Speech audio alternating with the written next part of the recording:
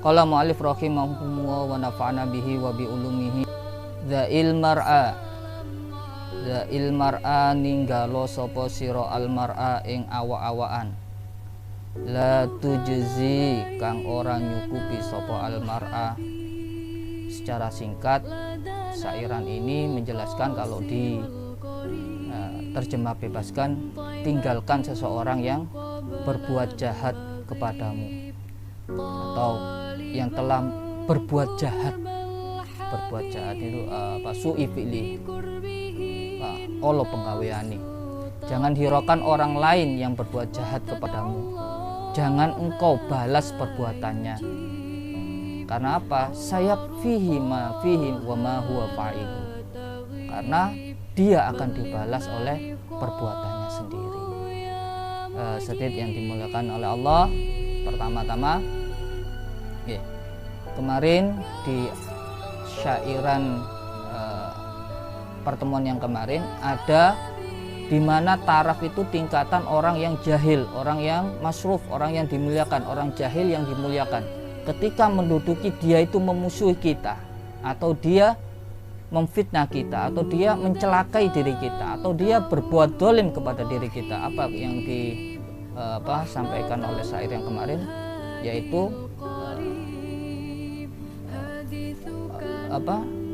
asunu bihi irdi wa in la malain.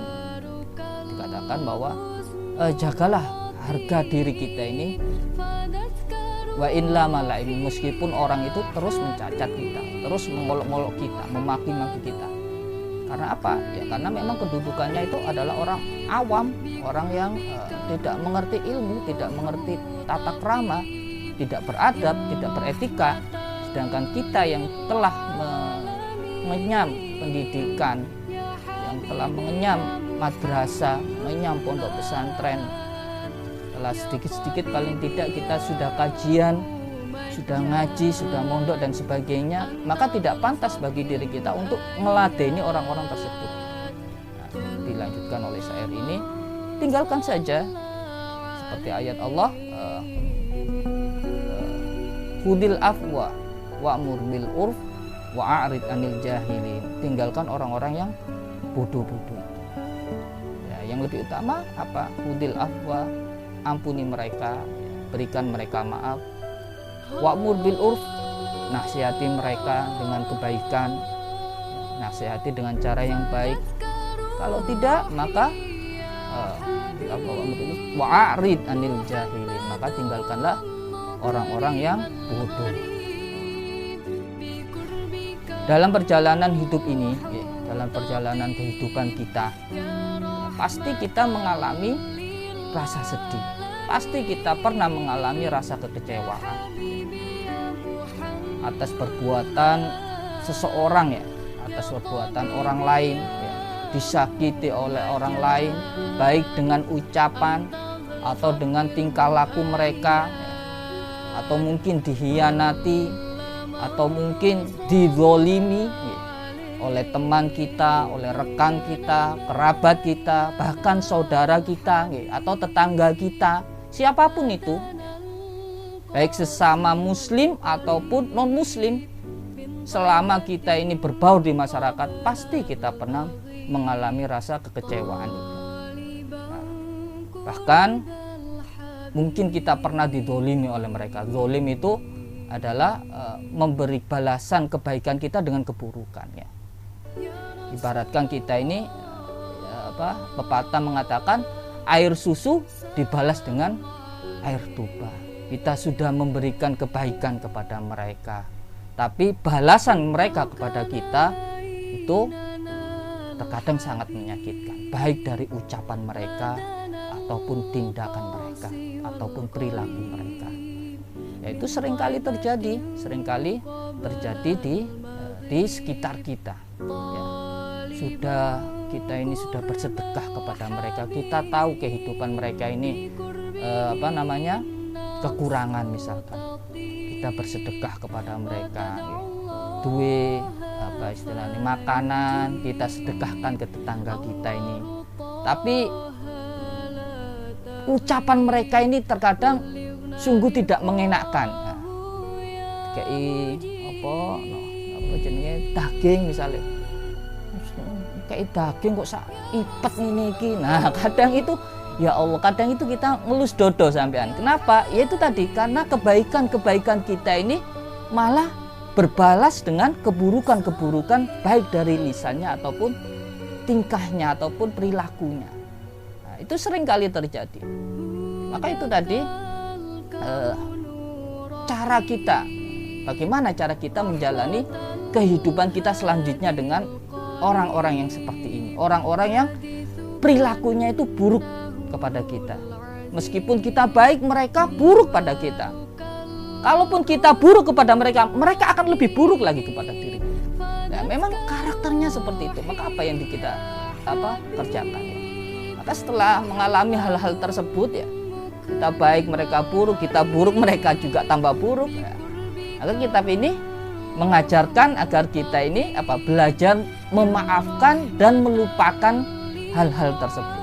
Ya. Sehingga hati kita yang terluka ini, ya, hati yang terluka karena ucapan atau tindakan mereka ini akan lebih mudah untuk sembuh dengan sendirinya. Perkara itu jika kita bicarakan maka akan semakin membesar. Jika kita diamkan, perkara itu akan semakin membesar. Perkara itu kalau kita besar-besarkan akan semakin membesar. Kalau kita menganggapnya ringan dan mudah, maka akan menjadi mudah. Kalau kita mendengar lisan mereka yang buruk kepada kita, kalau kita besar-besarkan, curhat kepada teman kita, kepada pasangan kita, suami istri kita, curhat kepada sepupu, saudara, kerabat ataupun siapa dari kita, maka permasalahan itu akan semakin membesar. Mbak, aku wingi ku sedekah sedekah makanan empal kepada tetangga A, tetapi Mbak, omongane ku lho kok gak ngenakno ya.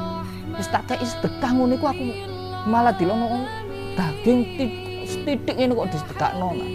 Nah, itu mestinya akan ditimpali. Iya Mbak, aku wingi ya ngono dan begini dan akan semakin melebar dan akan semakin menjadi besar. Akhirnya apa? Timbullah rasa dendam di hati kita. Timbullah rasa jengkel di hati kita. Kenapa ya? Karena memang kita membicarakan hal tersebut, membesar-besarkan hal tersebut, maka akan semakin menjadi besar dan semakin membesar. Akhirnya menjadi rasa dendam di hati kita. Maka yang terbaik apa? Maafkan. Kalau belum bisa memaafkan, maka lupakan. Anggap hal itu tidak pernah terjadi. Karena apa? Kalau hati itu sudah dihinggapi rasa dendam, kalau hati itu sudah timbul penyakit hati yang namanya dendam, itu pertama ancaman Allah itu Allah itu paling benci kepada orang yang menyimpan dendam di hatinya.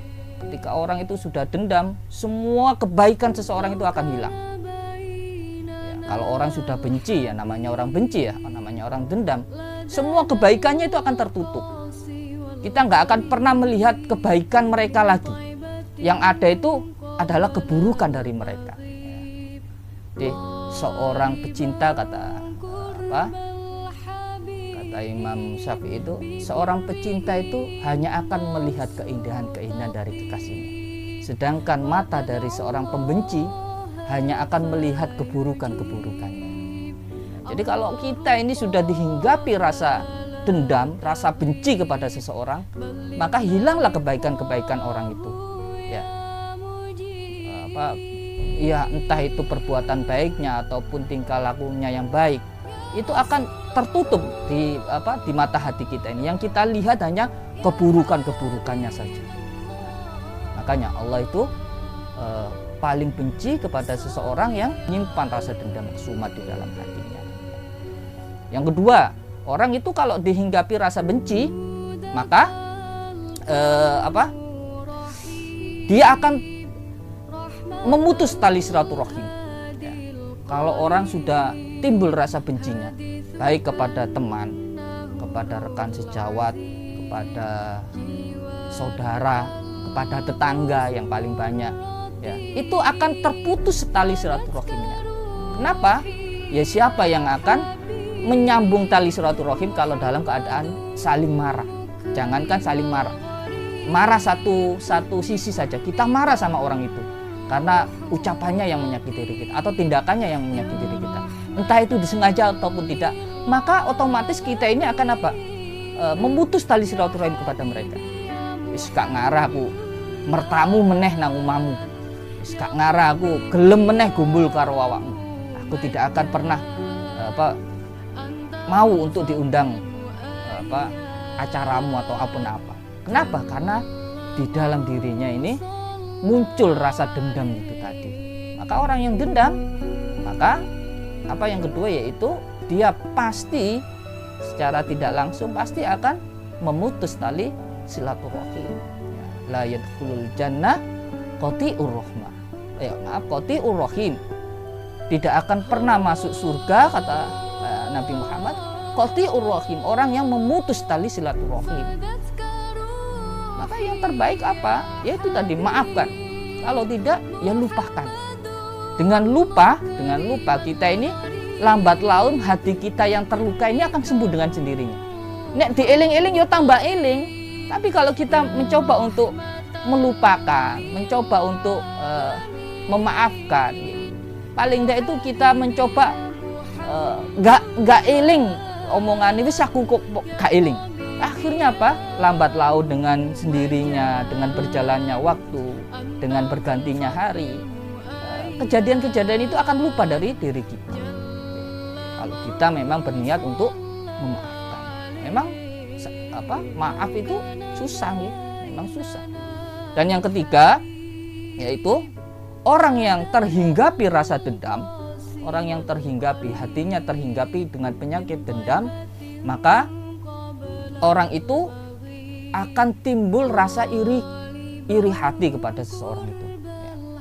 Jadi orang yang terhinggapi dendam itu fokus utamanya adalah melihat orang lain, orang yang didendami itu sebagai bentuk musuh. Kita dendam, mangkel sama seseorang, kita pasti kepo sama orang itu. Wong iku dhisik ngelarani aku dengan ucapannya yang seperti ini. Awas awakmu. Tak enteni jatuhmu, kan gitu. Kita tunggu kejatuhannya. Berharap mereka jatuh, berdoa mereka jatuh, berdoa mereka hancur. Orang yang menyimpan dendam itu seperti orang yang bermain catur.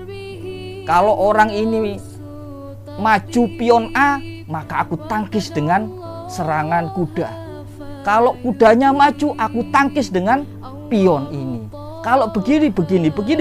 Nah, orang yang terhinggapi dendam itu energi, umurnya, usianya akan menghabiskan energinya untuk menghadapi orang yang didendami itu tadi. Berharap, siang malam berdoa, berharap kapan wong iki jatuh, kapan wong iki tersungkur, kapan orang ini terjatuh kepada kemiskinan, terjatuh kepada kehinaan, terjatuh kepada dan yang lain-lainnya.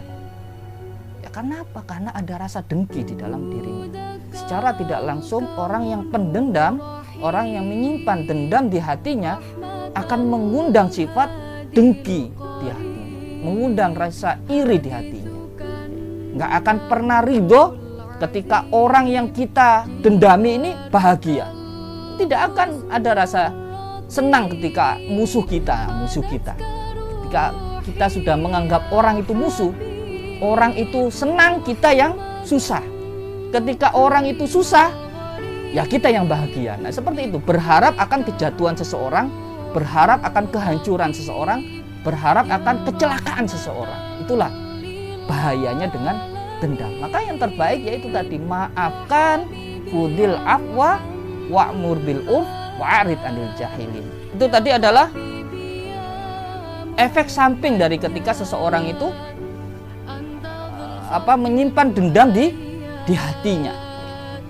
Pak Ustadz, kita tahu Pak Ustadz, dendam itu nggak baik. Kita tahu Ustadz, benar-benar tahu. Yang jenengan katakan 3 itu kita paham sekali Ustadz. Tapi angel Ustadz, angel, rasanya itu gak puas Ustadz, nek gak lihat orang itu jatuh tersungkur ke bawah, keblowo, nggak puas rasanya Ustaz. Kan gitu nggih. Kita paham itu.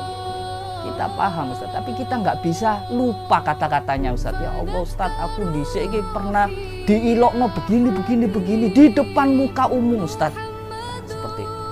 Kenapa? Ya karena poin utamanya itu adalah aku. Ada rasa aku di dalam dirinya. Merasa aku yang hebat, aku yang baik, aku yang begini. Wong aku iki ustad kok dipaido nang ngarepe wong akeh. Wong aku iki, wong aku. Ada kata akunya. Aku ini begini kok dibeginikan. Aku iki wis sedako nang awakmu, kok awakmu ngene nang aku. Nah, mesti ada kata akunya. Ya, itu tadi karena rasa ego itu, nafsu kita itu yang menghalangi kita untuk berbuat baik. Pasti tidak ada keakuan kita ini yang mendorong untuk berbuat baik. Pasti ada saja yang mendorong kita aku yang lain. Aku iki apik lho, kok awakmu elek nang aku. Aku iki wis begini lho nang awakmu. Kok awakmu begini ke aku. Nah, ada ya ini apa kejadian. Jadi ada motor, sepeda motor dari arah kanan dan yang lainnya dari arah kiri. Sama-sama sepeda motornya. Nah, karena di gang sempit akhirnya senggolan spionik. Dak. Nah, yang A enggak terima. Hati-hati awakmu nggawa sepeda motor. Yang B juga enggak terima. Ya awakmu iku sing hati-hati. Sampai kata-kata yang kasar-kasar keluar semuanya. Wes padha modone. Nah, padha modone akhirnya ada yang melerai. Ada yang Sitala. Sampean iki ada yang luka ndak? Enggak. Terus yang B juga gitu, ada yang luka ndak? Enggak. Lah terus opo sing dimasalahno? Akhirnya apa? Mereka berdua sadar ya, kita ini ribut masalah apa? Ya kita sama-sama berhati-hati lah. Tapi karena aku itu tadi nggak merasa nggak terima karena akunya terganggu. Wong sepeda motorku disenggol. Nah, ada rasa aku, pasti ada rasa aku. Ya. Itulah memaafkan itu akan susah karena ketika orang itu dikuasai aku, rasa akunya, kalau belum lepas maka akan susah. Memang tidak mudah untuk memaafkan. Nah, jangankan memaafkan, melupakan saja.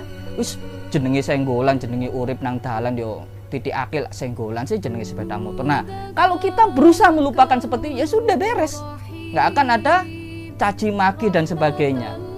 Jangankan memaafkan, lupa saja pasti beres, apalagi memaafkan. Ya wis mungkin ketika senggolan seperti itu, ya mungkin dia sedang kesusu, kebelet ngising tau apa. Nah, seperti itu. Mungkin istrinya di rumah mau melahirkan, makanya dia ngebut-ngebut sampai ketatap spion. Barangkali seperti itu. Itu lebih enak lagi. Hati ini bisa lebih lepas lagi. Ya gitu tadi. Kesalahan-kesalahan mereka itu ya, kalau kita semakin ingat-ingat maka akan semakin besar. Atau orang itu zalim pada diri kita ya. Orang itu zalim pada diri kita. Kita sudah baik seperti contoh-contoh di awal. Kita sudah baik pada mereka. Tapi balasan mereka kepada kita ini malah sebuah keburukan-keburukan. Baik ucapan-ucapan yang buruk ataupun perbuatan-perbuatan buruk. Maka itu tadi. Nah, kalau kita berusaha untuk memaafkan, berusaha untuk melupakan, akan muncul yang namanya ketenangan diri kita ini, ketenangan batin kita ini akan muncul. Caranya apa? Caranya kita diajarkan oleh syairan ini apa? Sayakfihi ma fihi wa ma huwa fa'iluhu. Yang pertama itu apa? Ingat kita ini akan sifat adilnya Allah. Allah itu adil. Allah itu adil. Setiap manusia ini akan menanggung apa yang diperbuatnya. Jika perbuatannya itu baik, maka Allah akan membalasnya dengan kebaikan pula. Namun, jika perbuatannya itu buruk, maka Allah akan membalas keburukannya juga. Wong Jawa ngarani biasanya Gusti Allah mboten sari. Allah tidak pernah tidur. Allah pasti tahu dan Allah pasti adil. Wa may ya'mal misqala dzarratin khairan yara. Siapa yang berbuat baik meskipun itu sebiji butir sawi, khairan yara, maka dia akan dibalas dengan kebaikan pula. Wa may ya'mal misqala dzarratin syarran yara. Begitu juga sebaliknya, orang yang berbuat buruk bukan hanya pada kita, kepada siapapun itu, kalau orang ini buruk, syarran yara, dia akan menuai keburukannya sendiri. Maka kenapa diri kita ini yang ribut ngurusi tentang pembalasan? Kita pengen balas dendam, Ustadz. Lah, balas dendam itu haknya Allah, itu tugasnya Allah. Kita sebagai manusia jangan ikut-ikut, jangan cawe-cawe ngurusi hak-hak Allah. Ya kan Allah yang menilai, itu kan Allah. Itu kan ayatnya Allah. Allah itu dawuh, nek wong iku nglakoni apik, kalau orang itu berbuat baik, pasti aku balas dengan kebaikan. Kan gitu. Allah memberi kabar kepada kita, kalau orang itu atau kamu berbuat baik, aku akan balas dengan kebaikan. Begitu juga kalau orang lain ataupun kamu berbuat buruk, pasti aku balas juga. Siapa yang membalas? Allah, bukan kita. Maka jangan pernah kita pengen dadi tangan kanani Tuhan untuk membalas perbuatan seseorang itu. Biarkan Allah yang berkehendak apa yang Ia kehendaki. Biarkan Allah yang menilai, membalas semua perbuatan orang itu. Baik buruknya biar Allah yang membalas. Cukuplah bagi kita ini sebagai orang iman ketika mendapat keburukan dari orang lain, ketika orang itu ada yang di atas kita, atau taraf tengah-tengah kita, atau taraf di bawah kita yang paling jauh, ya, maka hudil afwa wa'mur bil urf wa'arid anil jahilin. Maafkan mereka. Atau wa'mur bil urf, beri nasihat-nasihat yang baik. Atau yang terakhir, kalau belum bisa juga, wa'arid anil jahilin, maka tinggalkanlah orang-orang yang jahil-jahil itu. Paling tidak lupakan mereka. Enak ya, ngomongnya enak, tapi prakteknya Ustadz ini Masya Allah butuh perjuangan. Ya memang nggak akan pernah mudah ya. Semuanya itu adalah proses untuk menjadikan diri kita ini jauh lebih baik lagi. Maka fokuslah pada diri kita sendiri, fokuslah pada diri kita masing-masing ya. Karena orang yang berbuat salah kepadamu, mereka akan menanggung perbuatannya itu tadi. Orang yang dendam itu ibaratkan orang yang minum racun namun berharap orang lain yang meninggal. Kenapa kok bisa seperti itu? Orang yang dendam artinya apa? Hatinya akan rusak. Fokusnya akan kepada sesuatu keburukan orang lain. Waktunya akan tersita untuk mengurusi orang lain. Maka tidak ada lagi kegiatan yang berguna bagi dirinya. Tidak ada lagi amalan yang mendorong dirinya untuk berbuat baik. Pengen ini berbuat jahat kepada orang itu, atau berharap keburukan kepada orang itu. Namun orangnya nggak jatuh-jatuh, malah diri kita yang jatuh kepada kehinaan. Ya salah satunya kita sudah terhinggapi dengan penyakit hati. Dendam. Dendam itu merupakan penyakit hati. Nah, yang kedua, agar kita termotivasi untuk melupakan dendam, jangan sampai kita terjatuh dendam, yaitu adalah yang pertama tadi adalah keadilan Allah, yang kedua adalah Allah akan angkat derajat kita ke sisi yang lebih tinggi lagi. Nah, itu tadi kita anggap sebagai bentuk ujian ya. Kita anggap sebagai bentuk wasilah kita untuk menaiki tangga kemuliaan di sisi Allah ya. Karena setiap manusia pasti pernah melakukan kesalahan. Kita ingat itu. Ya mungkin orang ini sedang khilaf, maka alangkah baiknya saya yang posisinya lebih atas dari dia, ya kita memaafkan mereka. Barangkali seperti itu. Maka jika kita jika kejahatan orang itu kita balas dengan kejahatan pula, ya maka apa gunanya Allah itu mengaku zat yang Maha Rahman, Maha Rahim ya. Apa gunanya Allah mengutus Nabi Muhammad ya, yang diutus untuk menyempurnakan akhlak manusia. Ana innama buistu liutammima makarimal akhlak. Tidaklah aku ini diutus untuk menyempurnakan akhlak-akhlak manusia. Nah, apa gunanya Nabi diutus sebagai penyempurna akhlak kalau kita membalas kejahatan dengan kejahatan pula? Nek iso kalau mukul satu kita tempeleng 10 kali, Ustaz. Nah, itu apa gunanya? Itu malah bukan membalas kejahatan dengan kejahatan, tapi membalas kejahatan dengan kezaliman. Nah, itu tadi. Maka apa gunanya kita mengenal Allah sebagai Ar-Rahman Ar-Rahim? Apa gunanya kita mengenal pribadi Nabi Muhammad sebagai diutus sebagai penyempurna akhlak manusia? Bahkan Kanjeng Nabi sendiri itu mencontohkan bagaimana akhlak beliau ya. Ketika Nabi dilempari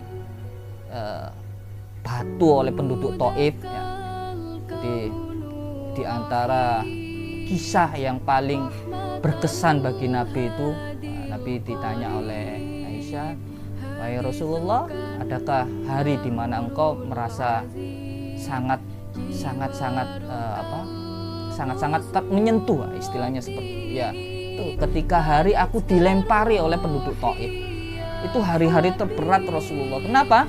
Karena Rasulullah itu sebelum Isra Mi'raj ya, ketika pamannya meninggal, ketika istri beliau Khadijah meninggal, Rasulullah sudah tidak ada pengamanan di luar, tidak ada yang menjaga di luar, tidak ada yang menjamin di luar, juga tidak ada penjaga di dalam. Artinya Khadijah sebagai istri yang memberikan motivasi kepada Rasulullah sudah tidak ada, di luar tidak ada, di dalam tidak ada.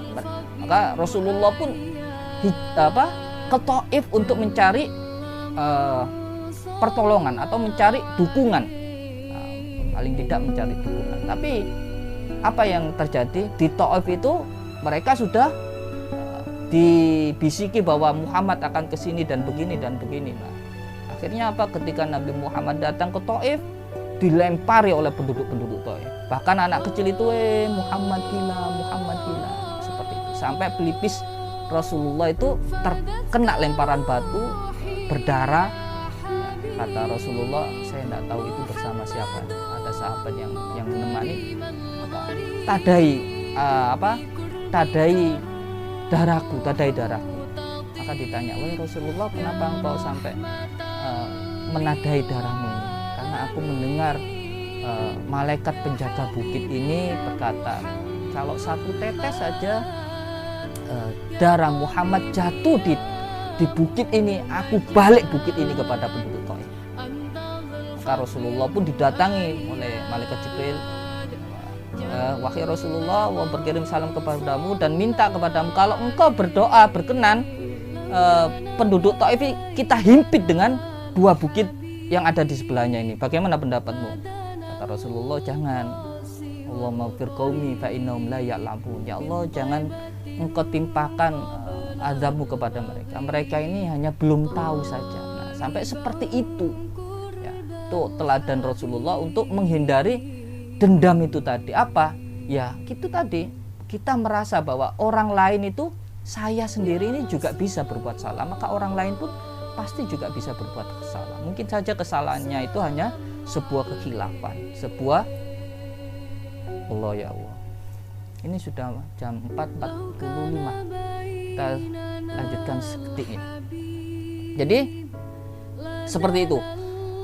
Dan banyak lagi kisah-kisah ya. Kisahnya Nabi Yusuf alaihissalam dizolimi oleh saudara-saudaranya, dibuang ke sumur, difitnah Zulaikha, begini sebagai pokok macam-macam fitnah yang diterima oleh Nabi Yusuf. Apakah derajat Nabi Yusuf ini terus menjadi rendah, menjadi hina? Enggak, justru malah semakin bersinar, justru malah menjadi semakin terkenal, bahkan menjadi penasehat atau gubernur dari sebuah kerajaan. Karena apa? Karena kesabarannya. Karena bahkan ketika sudah menjadi raja ya, Nabi Yusuf ini didatangi oleh saudara-saudaranya yang membuang dia ke sumur ini. Mereka datang, maka Nabi Yusuf ini tetap merangkul mereka, tetap menyambut mereka, menghilangkan permusuhan di masa lalu. Ya, karena apa? ibaratkan mutiara, meskipun diludahi, meskipun diinjak-injak, meskipun dihina, dicaci maki, berlian itu tetaplah berlian, tidak akan berubah menjadi batu kali ataupun batu biasa. Maka kita ini sebagai seorang muslim adalah berlian-berlian di sisi Allah. Meskipun dihina, meskipun dilecehkan, didolimi, dikasari bagaimanapun, kita ini tetaplah hamba Allah yang terpilih. Maka jangan sampai menghinakan diri kita dengan membalas keburukan mereka dengan keburukan pula. Ya. Ada lagi kisahnya seorang pemuda yang Nabi katakan sebentar lagi waktu itu Nabi duduk-duduk di masjid ya dengan sahabat-sahabatnya. Rasulullah berkata sebentar lagi akan datang salah satu penduduk surga, maka datanglah orang itu.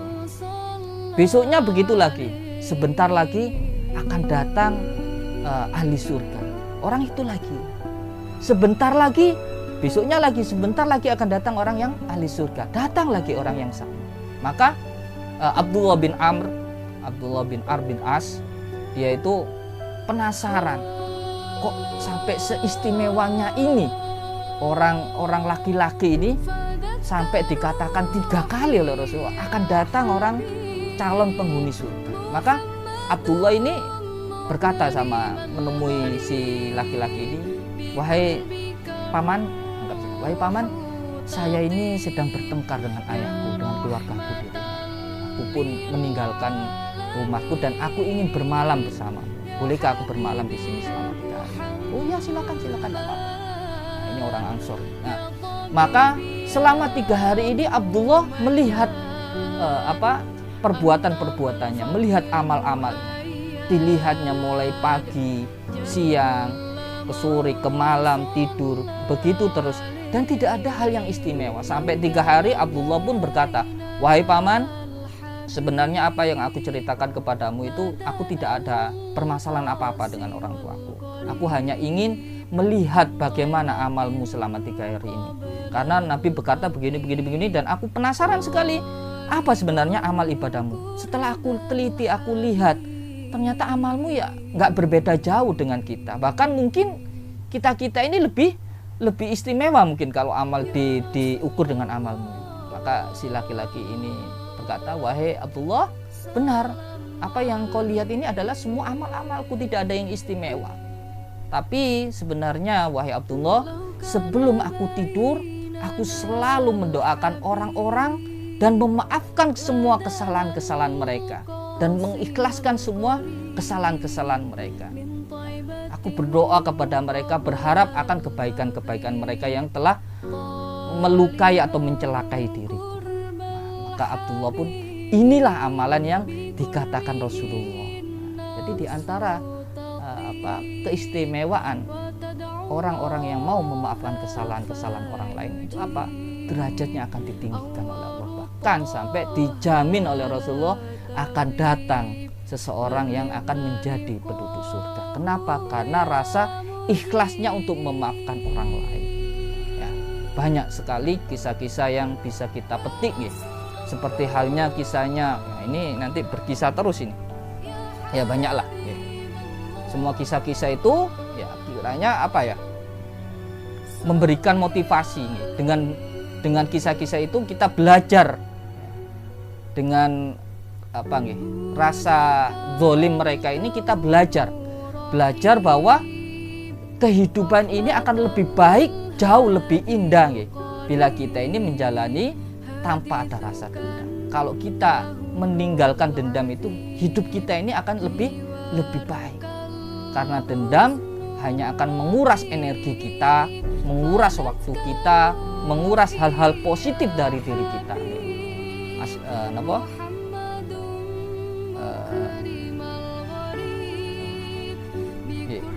Al-asrofu bil adab labin nasab. Kemuliaan kita ini adalah bil adab, dengan budi pekerti yang baik, memaafkan kesalahan orang. Bukan dengan nasab kita, labil nasab. Bukan karena nasab kita menjadi mulia, tapi karena azab kita ini diantaranya adalah memaafkan kesalahan-kesalahan orang lain. Nah, ada sedikit lagi nggih, Satid, di dalam kitab Ihya Ulumuddin masih tentang dendam nggih, masih tentang dendam, masih ada hubungannya dengan dendam. Di dalam kitab Ihya Ulumuddin itu ada 4 kategori manusia. Yang pertama syari'ul hisab, badi'ul ghadab. Yang pertama adalah syari'ul hisab, badi'ul ghadab. Artinya orang yang mudah memaafkan, badi'ul ghadab, dan sulit untuk tidak mudah untuk marah. Yang pertama, orang yang mudah memaafkan dan tidak mudah marah. Itu dikatakan syari'ul hisab, badi'ul ghadab. Mudah memaafkan, tidak mudah marah. Siapa mereka ini? Adalah para nabi-nabi, para kekasih-kekasih Allah, para wali-wali Allah, atau orang pilihan-pilihan Allah. Orang yang mau cepat-cepat memaafkan kesalahan orang lain, nggak menyimpan dendam sampai 3 hari bahkan. Itu adalah orang-orang yang pilihan-pilihan Allah. Mudah memaafkan, tetapi tidak mudah untuk marah, tidak mudah untuk menyimpan dendam.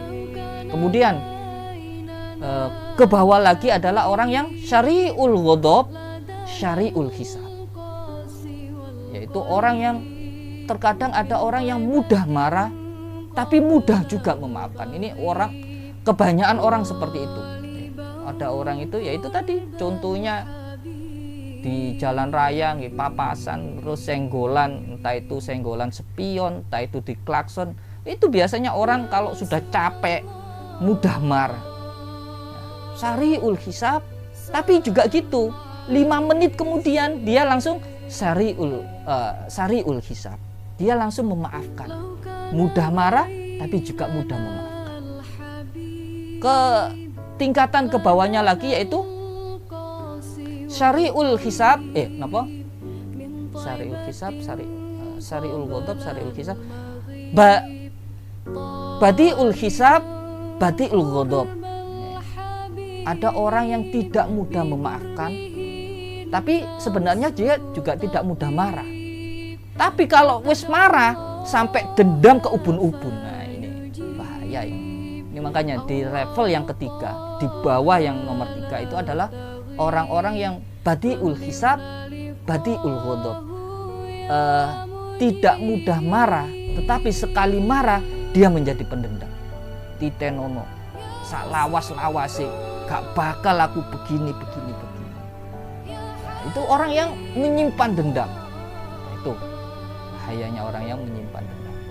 Kemudian di level terakhir adalah syari'ul ghadab, badi'ul hisab. Ini orang yang tertutup mata hatinya. Siapa mereka? Adalah orang yang mudah sekali marah, tapi kalau marah jadi dendam. Wis gampang ngamuk, nek ngamuk dendam pisan. Nah, ini sudah level apa nggih? Aspalin ini. Level bawah sendiri. Sudah level orang-orang yang mata hatinya sudah tertutup. Sudah mudah marah, nek marah sampai anak turun, ojo gumbul karo wong iko. Wong iko dhisik pernah senggolan karo sepeda motorku. Nah, itu kan aneh dan lucu. Kalau melihat orang seperti ini, masya Allah, mungkin hanya hidayah Allah yang bisa membuka mata hatinya. Terakhir,